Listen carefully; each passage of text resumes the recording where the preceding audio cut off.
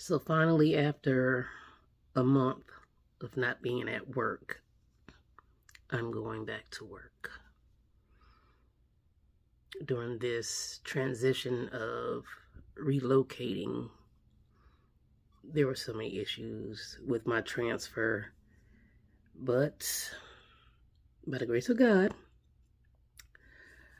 I'm headed back to work today so that way I can get back on what I need to in order for me to be able to make it back to the East Coast to get my things in a few months, because this has been it has really been torture for me,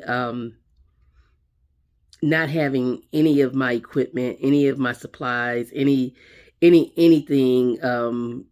being out here, because again, remember when I said I had to go, um, I had to leave everything behind because of the rental company and all of the shenanigans that they were creating. So I spent a whole lot more money trying to get here than I should have.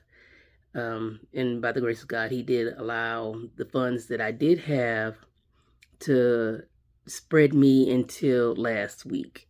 So this week, I am extremely excited at the fact that I'm able to go back to work, because sitting around for a month, granted, the past week and a half, my granddaughter has been sick, so I've been tending to her a lot. But yeah, that's why I hadn't made any videos or anything. But yeah, so I'm super excited that I get to go back to work.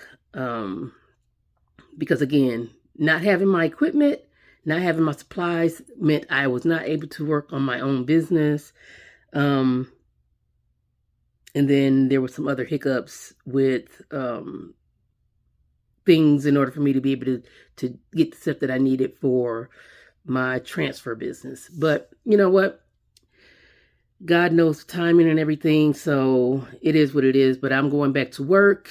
And not only am I going back to work, we're in the process of having to move because I live with my daughter, who, again, is in Fort Bliss.